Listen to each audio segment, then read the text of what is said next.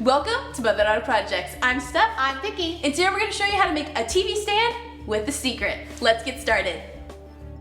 I've been planning this build for a long time as I dislike looking at my technology hubs in my current TV stand. To help Mom see my vision, I made a miniature version of the plan. So here you can see one side will hold boxes, there'll be a sliding door with a fun design, and the back will have our favorite metal pegboard wall control holding and hiding all my technology. The first step was to make the base with basic 2x4s as it won't be seen in the final piece. I cut 2 at 48 inches and 3 at 8 inches.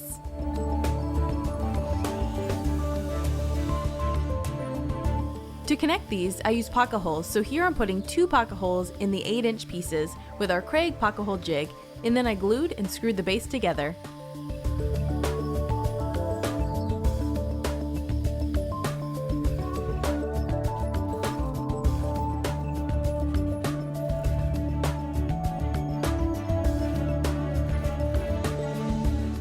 For all the plywood cuts, we're going to be using our table saw.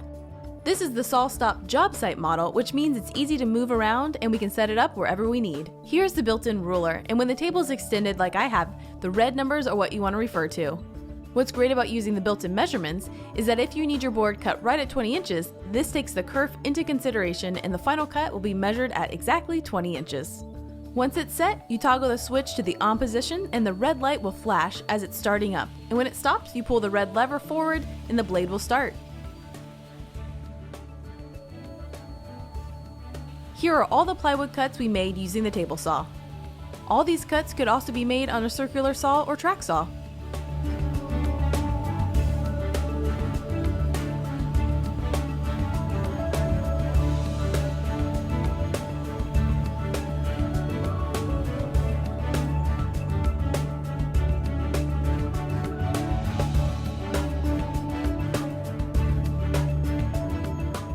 The right side is going to have adjustable shelves, so I'm going to use the Craig shelf pin jig to create holes for the shelves. The jig makes it really easy to get everything lined up well. I did 2 rows on each side.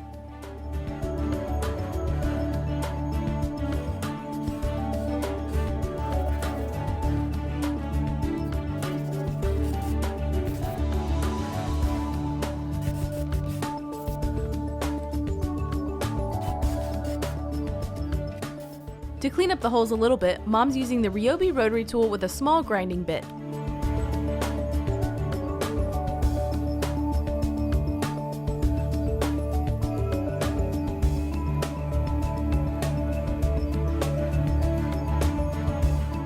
We also cut a hole in the back panel using a hole saw for cables to run from the front to the back. Mom is sanding this a bit with the rotary tool. Time to assemble! Mom added glue and I added a few brad nails to connect the back to the base. We repeated the process for the sides.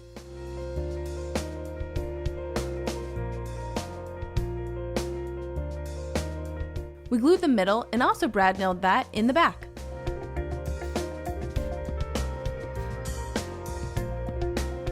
We glued the floors down and just put weights on top while that dried. We really tried to avoid using brad nails if they would be seen because we knew that we weren't going to put any finish on this plywood and we wouldn't be able to really hide them. At the top, we're adding some plywood support and they're not going to be seen, so we're securing them with pocket holes. The little black clamps that you see are pocket hole clamps, and these are a must for holding wood in place while you're attaching the screws. Once the first screw is in place, we removed the clamp and added the second screw. And here I'm test fitting the wood for the front. Now we're going to add the wall control to the back. Now you notice the sides extend about 4 inches past the back. This was by design so that when the back was full of hubs and cables, you wouldn't be able to see them from the side of the TV stand. The 2 wall control boards that we chose extend just a hair beyond 48 inches when they're side to side, but we realized we could just use a mallet to push the metal sides in just a little bit and it would fit perfectly. And by the way, this did not actually interfere with any of the hooks fitting into the panels. And the reason we went with the smaller fun-sized panel on the left was to account for the hole that brings the cables from the front to the back. And the extra space on top is where the surge protector will be placed. We moved on to attaching the face frame. For the face frame, we're using 3 1x2s, 1 1x3, and 1 1x4 primed board. We cut these to size off camera, and Mom also painted them with a Bayer semi-gloss white. We added pocket holes to the 1x2s and attached the face frame together.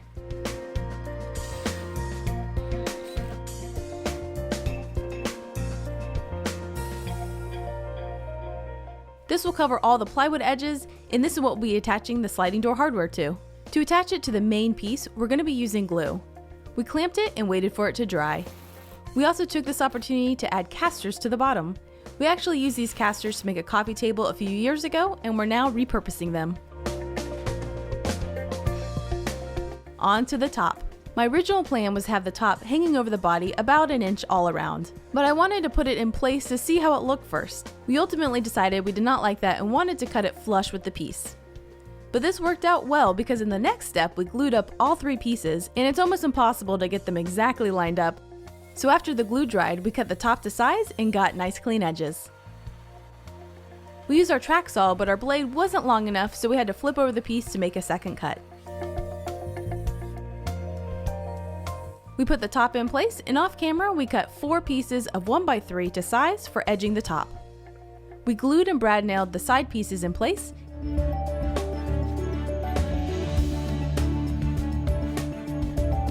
And for the front, we glued and clamped it in place while it dried.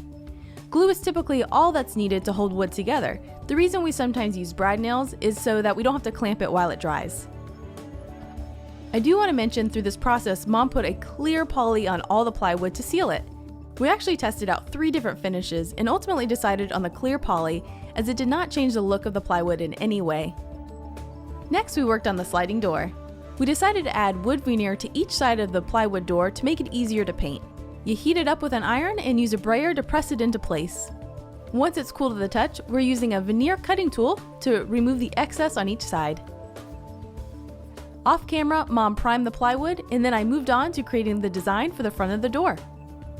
I wanted the door to look like artwork and stand out from the white in the TV stand.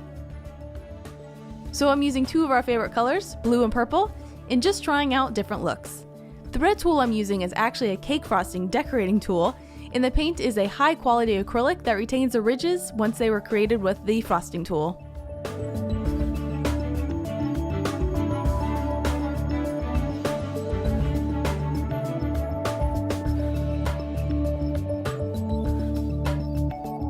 I painted out the edges and also painted the back off camera with a mixture of blue and purple paint. Now it's time to add the sliding door hardware. I found this on Amazon for a reasonable price, and this was one of the first things I started with when I created this plan because this piece had to match the measurements of the hardware for the door to work. The included instructions were not super helpful, but ultimately we figured it out. We lined up the rail, taking into account the height of the rollers. The screws have a spacer that go behind the rail, and then we attached them with the appropriate wrench. This was a long screw, which is why we added that extra support behind the face frame at the top. With that secure, we added the rollers to the top of the door.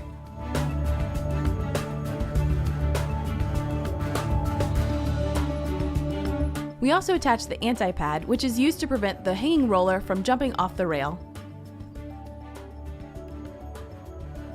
The last step was to attach the floor guide. This prevents the door from swinging out too far and keeps it securely in place.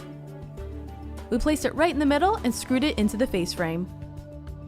They also included a version that could be hidden within the door by routing a groove at the bottom of the door, but I didn't design the face frame to accommodate that. Then I placed some shelf pins and put the shelves in place.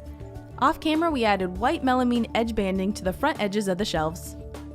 We packed up the piece and brought it to my house, and I spent a lot of time filling up the wall control on the back. We also added the surge protector. And here it is with everything in place. The door slides easily from side to side. This side holds 2 IKEA bins that hold some of my old technology and some games. And this side has my TV computer and external media drive. And I still have plenty of space for other items and can move the shelves to accommodate those. And here's that hole in the front that the cables run through. I pull the TV stand forward, and here is all my technology hubs and modems and routers and all the things that I don't want to look at. I think I'm most excited about the battery backup because it fits perfectly on the wall control shelf and it doesn't mess with the balance of the TV stand as it is a little heavy because there's a battery inside. It still looks a little chaotic with all the wires, but I spend a fair amount of time doing cable management and labeling, so if I need to move something or change something, I can easily locate it. And also there's some extra space on the wall control panel because you never know what more technology I might get. What we learned. Well, I learned that I should trust Steph. Even though she made this little mini version of the sink stand, I just couldn't get on board with this thing. And I just really didn't understand the vision. And she even actually said, "Are you at least gonna help me?" I said, "Yeah, I'll stand." She did more than help, so this is definitely a mother-daughter project for sure. What you didn't see in the video was the planning stage. So I've been planning this, well, I've been wanting to make something like this for years actually, but I could never figure out exactly how I wanted to do it, and I never knew exactly what I wanted it to look like, but I knew I didn't want to see my technology pieces and all the wires, and I knew I wanted a sliding door. That's all I knew, and I wanted some storage. So basically, I finally kind of got the motivation to do it, and I started doing some research and realized that wall control would be the perfect thing to hold all the technology, and that's when everything just kind of came into place. Found the hardware and then made all the measurements. So I spent a lot of time planning, and I ordered a lot of stuff ahead of time before we even started. So I bought this hardware first, and just started getting, I got the IKEA bins because things were based on the bins had to fit into the unit, this had to fit, so everything kind of had to fit around itself. So once I had all those pieces, I was able to get the measurements right, and then I was able to get started actually on the build. We told you how we built the top, but we didn't tell you how we connected it. Well, we didn't connect it. We decided that at the last minute. We put it on and realized it wasn't going anywhere, and we figured it would be easier if we needed to move it, we'd take it off to lessen the weight, or if we needed to get inside and do the kind of repairs, it just comes right off. So it's caused no issues, there's no wobbling, nothing is as strong as it can be. Like I said, in the planning stage, I didn't know what I wanted this to look like, and that goes for the door. I knew I wanted a sliding door, but what it was gonna look like, I didn't know. So it was, for the longest time, I was gonna actually use pallet wood to put on the front of it. But I really wanted, after I kind of came up with the rest of the design, I really wanted a door that popped and was kind of like a statement piece. And so that's why I wanted to go with this kind of like artwork design. But what I realized is it's easy to switch this out. So you just take these two little rollers off, and you could actually switch out the door for different holidays or for different moods. Whatever you want, you could actually switch out this. So this really lends itself to be specific for your uses. And lastly, we did put the cut list here for you so you can see all the cuts that we did make. But I will say, we didn't get to go into the minute details, but some of our cuts were not perfect. Some of them were a little off, some of them were just, you know, a couple little, a tiny bit off from like what we needed them to be. And that just happens. Yes, it just happens. It just happens. So that's the nice thing about kind of like the face frame, and also making it a little bit bigger than I thought I needed it. So just keep that in mind. If you make a miscut, I also got more plywood than I needed in case I did need to cut extra pieces. So keep that in mind. Get more than you need, and if you make a wrong cut along the way, it'll probably still work out. So just kind of keep trying it. So every step of the way, we didn't show that, but every step of the way, we would check the pieces to make sure they fit together, and we would cut we'd cut one side, then measure the next side to that side so that they would be the same. So just keep that in mind. We are no professional woodworkers in any way. But we're learning. But we are learning, and we are sharing what we learned with you. And if you want to see more projects from us, be sure to visit us at motherdaughterprojects.com. And be sure to give Steph a thumbs up, because I think this is a great design. And hit the subscribe button so you'll be notified when all of our videos go live. Thanks for joining us. Bye. Bye. Welcome to Mother Daughter Projects. I'm Steph. I'm Vicki. This is Tosh. And this is Tosh. Hi, Tosh. Good shot. Yeah, so good. Gonna be on our video.